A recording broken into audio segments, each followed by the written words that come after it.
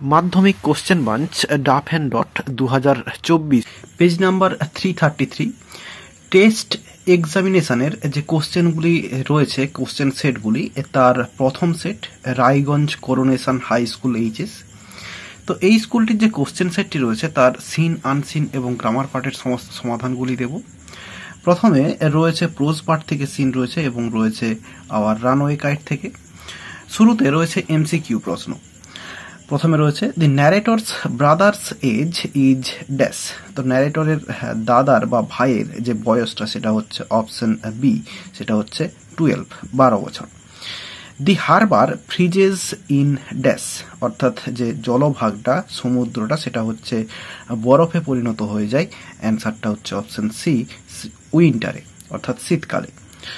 The narrator plays in the island with her dash. অ্যান্সারটা হচ্ছে option B, brother. Narrator আইল্যান্ডে অর্থাৎ দ্বীপে খেলতো তার দাদার সঙ্গে বা ভাইয়ের সঙ্গে, যাই হোক তার দাদার সঙ্গে খেলতো। অ্যান্সারটা হচ্ছে অপশন বি, ব্রাদার।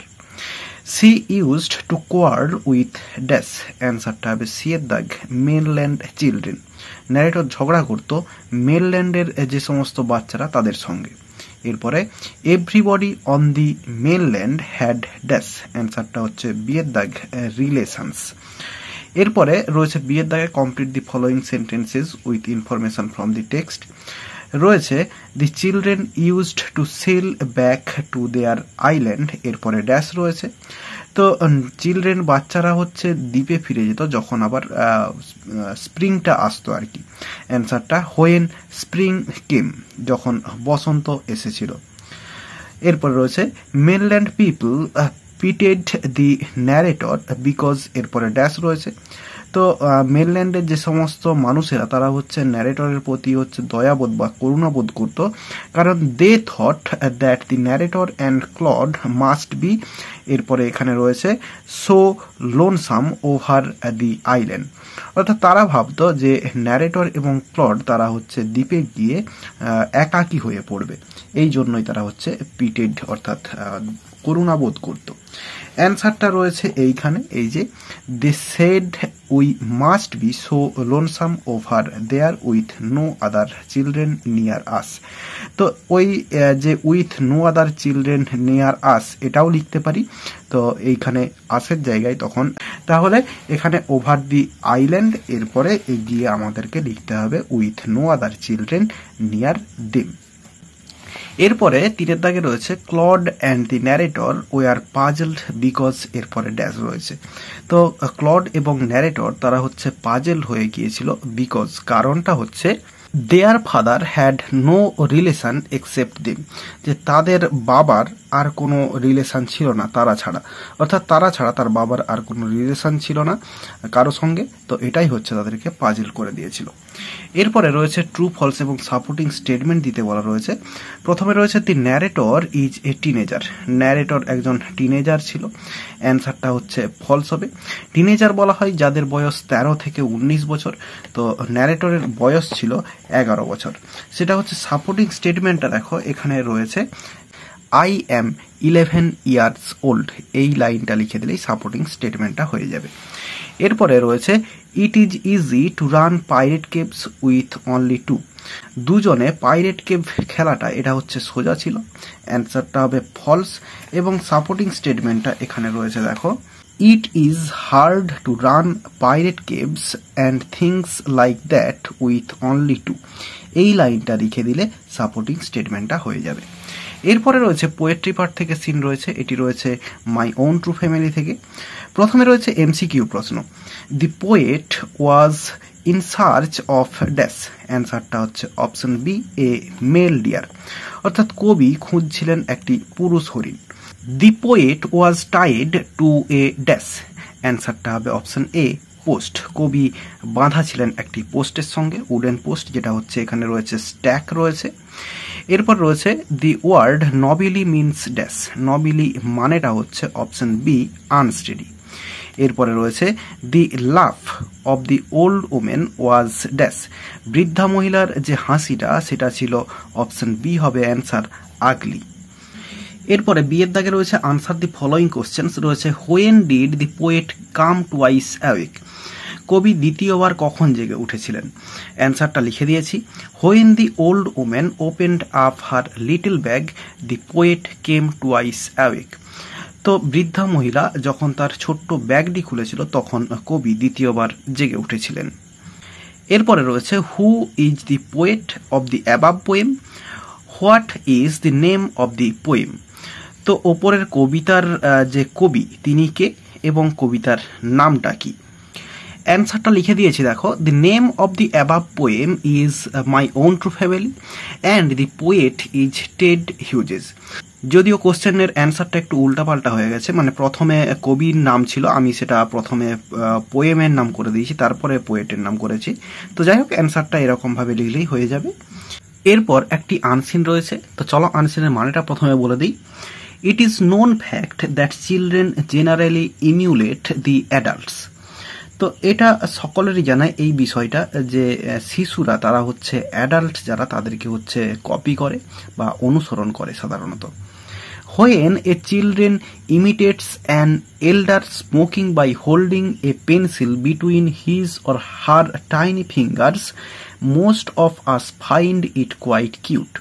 বলছে যখন একটি শিশু তার বড়দেরকে কপি করে স্মোকিং করতে, তার দুটি ছোট ছোট আঙুলের মধ্যে পেন্সিল রেখে সেটা হচ্ছে সিগারেটের মতো স্মোকিং করার ভান করে আর কি, বা কপি করে এই জিনিসটাকে, most of us find it quite cute. আমরা বেশিরভাগই মানুষেরা আমরা এটাকে খুব কিউট বলে মনে করি।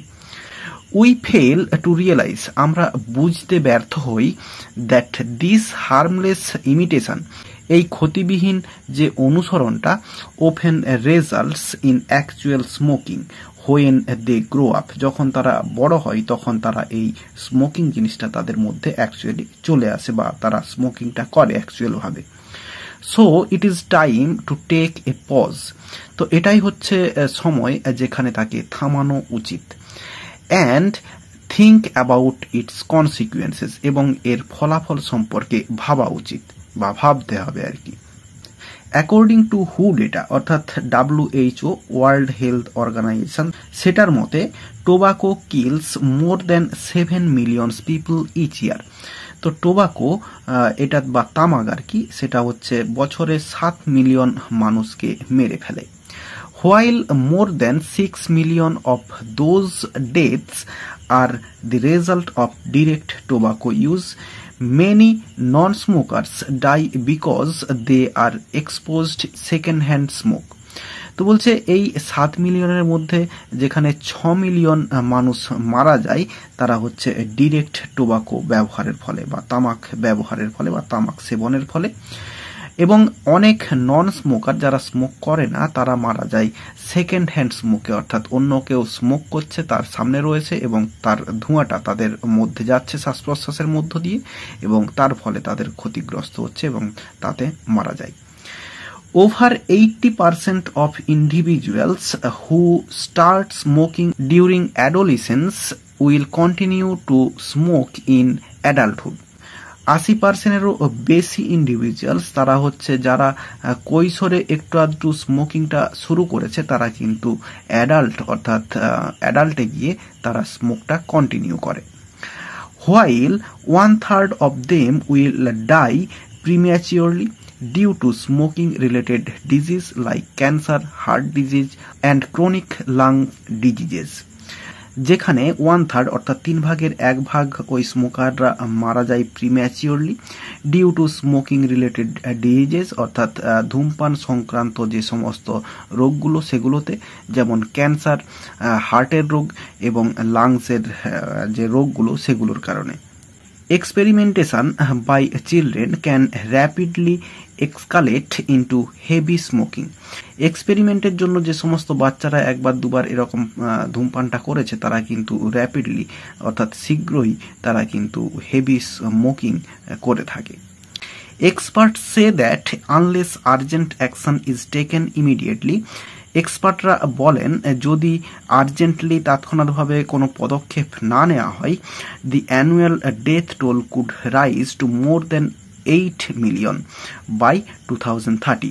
2030 সাল পর্যন্ত যে মৃত্যুর সংখ্যাটা সেটা হচ্ছে 8 মিলিয়ন ছাড়িয়ে যাবে।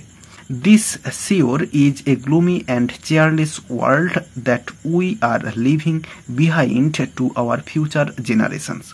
বলছে this sure is a gloomy and cheerless world, এটা একটি নিঃসন্দেহে নিরাশ বা হচ্ছে অন্ধকারময় জগৎ, দ্যাট উই আর লিভিং, যেখানে আমরা বাস করছি, behind to our future generations, যার ভবিষ্যতে রয়েছে হচ্ছে আমাদের ফিউচার জেনারেশন, তাদের পেছনে আমরা বাস করছি।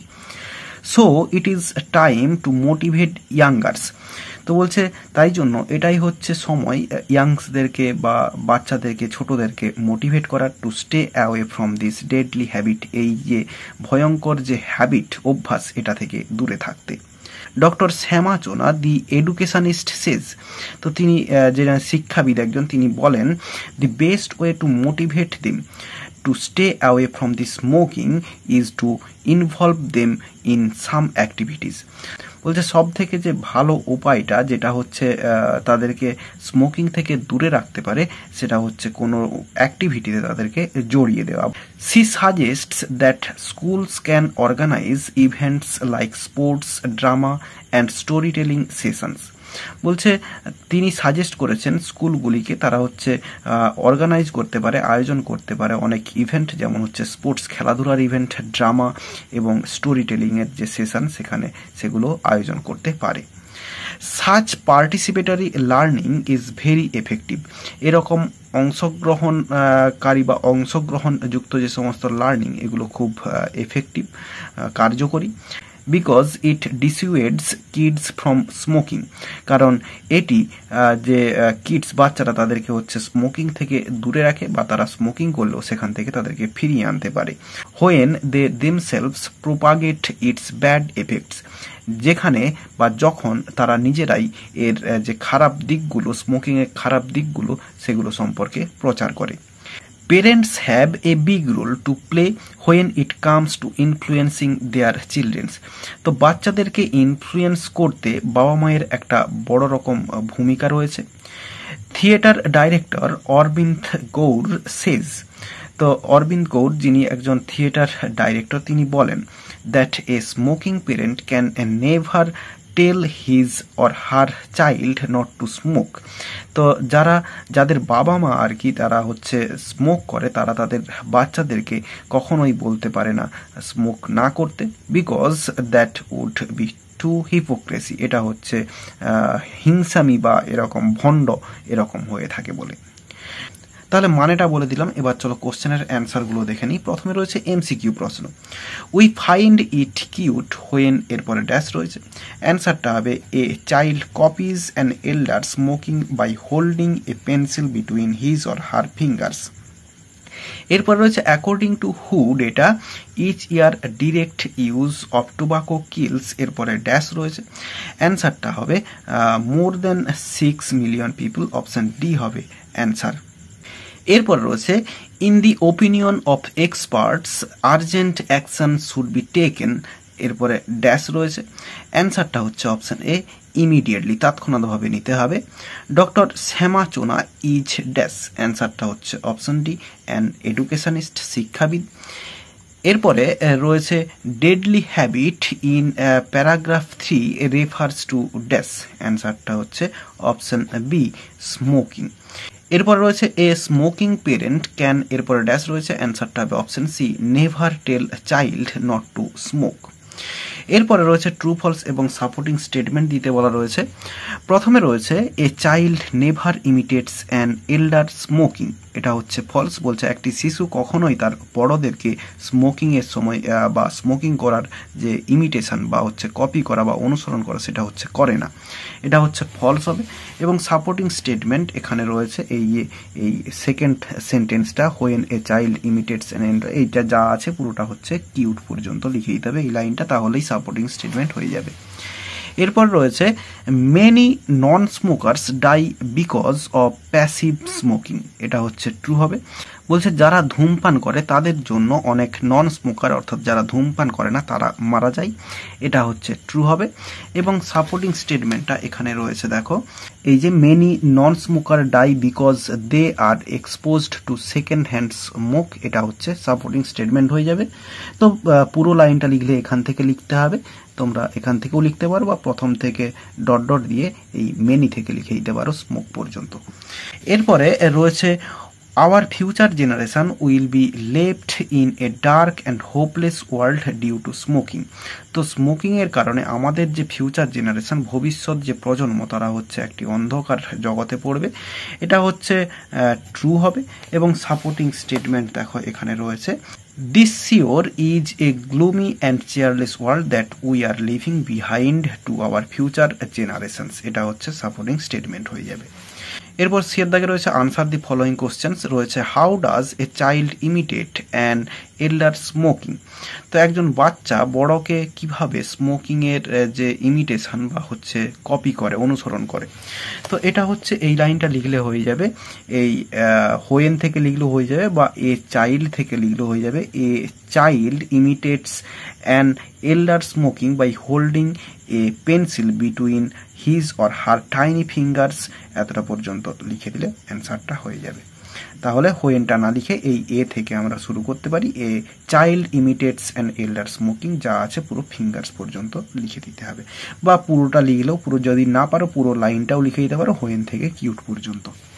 এরপর রয়েছে name some of the smoking related diseases.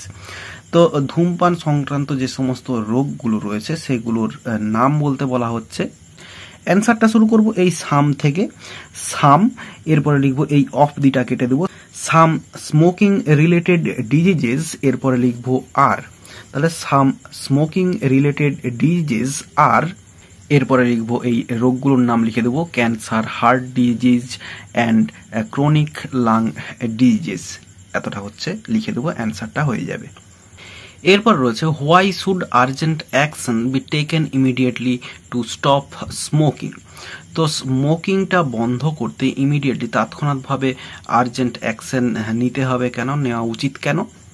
অ্যান্সারটা এইখানটা লিখবো, experts say that unless urgent action is taken immediately the annual death toll could rise to more than 8 million by 2030।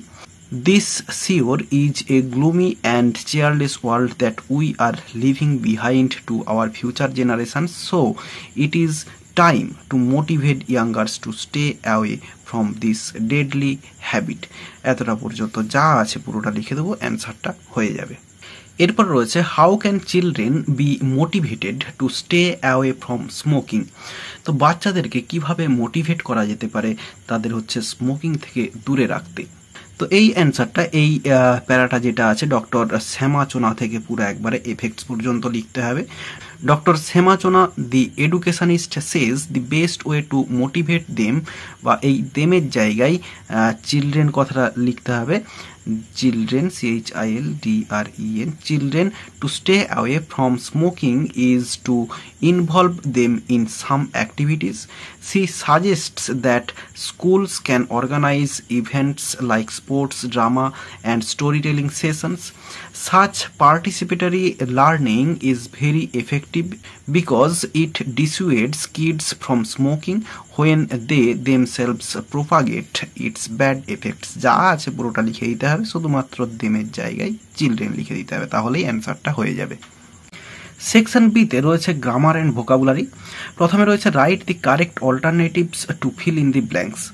রয়েছে হোয়েন মিসেস গুপ্তা, এরপরে ড্যাশ রয়েছে home she noticed at once that thieves dash her house during her absence। তাহলে when Mrs Gupta, এরপরে হবে returned home, যখন Mrs Gupta বাড়ি ফিরেছিলেন। C noticed, তিনি দেখেছিলেন, অ্যাট ওয়ান্স, তাৎক্ষণাৎভাবে, দ্যাট থিভস, এরপরে ড্যাশ রয়েছে, এখানে হবে হ্যাড এন্টার্ড, অর্থাৎ চোরেরা প্রবেশ করেছিল হার হাউস, তার বাড়িতে, ডিউরিং হার অ্যাবসেন্স, তার অনুপস্থিতিতে। তাহলে প্রথমটা হলো সিম্পল পাস্ট টেন্সে এবং তারপরেরটা হলো পাস্ট পারফেক্টে, কারণ হচ্ছে চোরগুলো আগেই ঢুকে গিয়েছিল বাড়িতে, তো তাদের কাজটা আগে, তাই জন্য হ্যাড এন্টার হলো। প্রথমটা হচ্ছে আগের কাজটা যেটা, সেটা হচ্ছে পাস্ট পারফেক্ট এবং তারপরেরটা হলো সিম্পল পাস্ট। এরপরে দি local police station dash immediately, এখানে হবে ওয়াজ ইনফর্মড, অর্থাৎ লোকাল পুলিশ স্টেশনে তাৎক্ষণাৎভাবে খবর দেওয়া হয়েছিল, প্যাসিভ ভয়েসে হয়েছে এটা। এরপর রয়েছে 5 দাগের এ, এটা রয়েছে আর্টিকেল অ্যান্ড প্রিপোজিশন রয়েছে। রেসলিং ইজ ওয়ান অফ, এরপরে ড্যাশ রয়েছে দিয়ে ওল্ডেস্ট রয়েছে, তাহলে সুপারলেটিভ ডিগ্রি রয়েছে মানে তার আগে চোখ বুঝিয়ে দি বসিয়ে দেব। তাহলে wrestling is one of the oldest sports in the world. Wrestling হলো পৃথিবীর সব থেকে পুরানো খেলাগুলির মধ্যে একটি।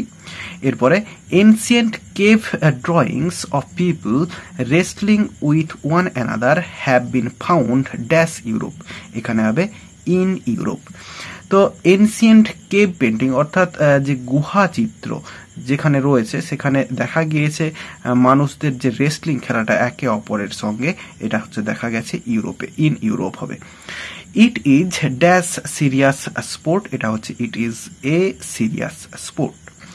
এরপরে রয়েছে বিয়ের দাগে ডুয়াস ডাইরেক্টেড রয়েছে। প্রথমে রয়েছে ভয়েস চেঞ্জ, প্রথমে রয়েছে দি অথরিটিজ পোস্টপোন্ড দি ক্রিকেট ম্যাচ।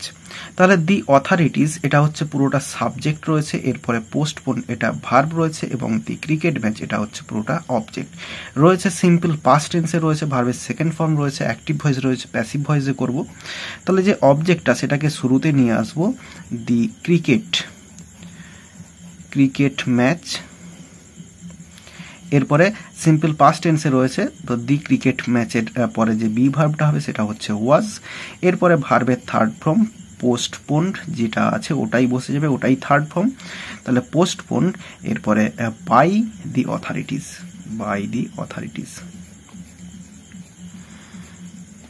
তাহলে অ্যান্সারটা হলো the cricket match was postponed by the authorities.